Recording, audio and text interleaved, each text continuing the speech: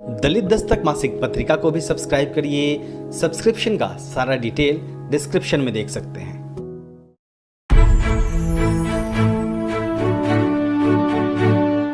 अगर आपने अभी तक दलित दस्तक चैनल को सब्सक्राइब नहीं किया है तो सब्सक्राइब करें, लाइक करें और शेयर भी करें। जय भीम, नमस्कार। हमारे देश में धार्मिक कट्टरता पर खूब बातें होती हैं। कोई भी एक धार्मिक घटना घट जाए तो टीवी चैनलों से लेके अखबार के पन्ने तक रंग जाते हैं। लेकिन इसी देश में जातीय कट्टरता पर तमाम अखबारों से लेकर मीडिया तक और समाज तक चुप्पी साध लेता है। धार्मिक कट्टरता पर दिन रात चिल्लाने वाले लोग और दूसरे धर्म को कोसने वाले लोग अपने ही धर्म के भीतर के भाइयों की पीड़ा पर और उनके साथ अत्याचार पर चुप्पी साध लेते हैं।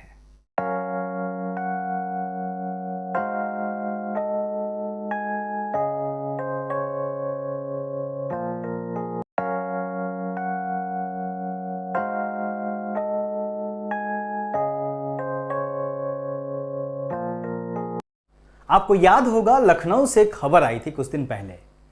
खबर यह थी कि जोमैटो बॉय, जो डिलीवरी करने वाले लड़के होते हैं, वो एक व्यक्ति के यहाँ खाना डिलीवरी करने गया। उससे नाम पूछा गया और आरोप है कि जब उसकी जाति का पता लगा डिलीवरी लेने वाले व्यक्ति को कि वो पासी जाति का युवक है, तो उसके मुंह पे थूक दिया गया, उसके खाना लेने से इनकार कर दिया गया और उसके साथ मारपीट की गई। इसी बीच में कुछ दिन बाद ही एक खबर आई आपके राजस्थान से। राजस्थान के उदयपुर से सटे इलाके में कन्हैया लाल नाम के व्यक्ति की मुस्लिम समाज के कुछ लोगों ने गला रेत कर हत्या कर दी। इस हत्या के बाद निश्चित तौर पर जिस तरीके से कन्हैया लाल की हत्या की गई वो एक बिल्कुल ही घिनौना कृत्य था। और इस घटना के बाद हिंदू मुस्लिम शुरू हो गया। देश भर में तमाम चैनलों, तमाम लोगों ने इस घटना का पुरजोर विरोध किया। लेकिन इस बीच में एक और खबर आई 27 जून को उसी राजस्थान से। राजस्थान के बाड़मेर जिले से सिर्फ 30 किलोमीटर दूर एक 90 साल की वृद्ध महिला की मौत हो गई।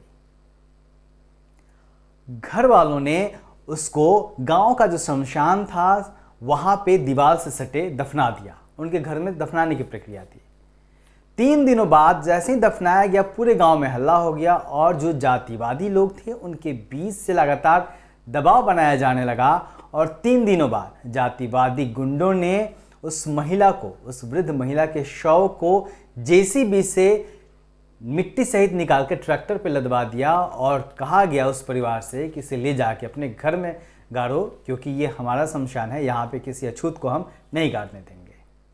चिंता की बात यह है कि डीएम से लेकर स्थानीय तमाम प्रशासनिक अधिकारियों तक इस बात की सूचना पहुंचाई गई कि महिला के साथ महिला के शव को निकालने की बात कही जा रही है जहां दफनाया गया है, लेकिन प्रशासन ने चुप्पी साधे रखी और कोई कार्रवाई नहीं की। इस पे उतना हो हल्ला नहीं मचा। घटना उसी राजस्थान की है। जिस महिला की मृत्यु हुई थी वो जिंदगी भर तमाम घरों में, तमाम जातियों के घरों में जब उनकी खुशी के मौके होते थे, जब उनके बच्चे पैदा होते थे, उस वक्त वो मौजूद होती थी, वो काम करती थी, नई जिंदगी देती थी। लेकिन जब उस महिला की मृत्यु, उनके घर जब शादी होती थी तो वहाँ ढोल बजाने जाती थी, लेकिन जब उसकी मौत होती है तो उन्हीं लोगों ने उसे दफनाने के लिए ज़मीन देने से मना कर दिया। लेकिन राजस्थान में इसको लेकर खामोशी है। पूरे देश में इस घटना को लेकर खामोशी है। कोई भी इसकी बात नहीं कर रहा।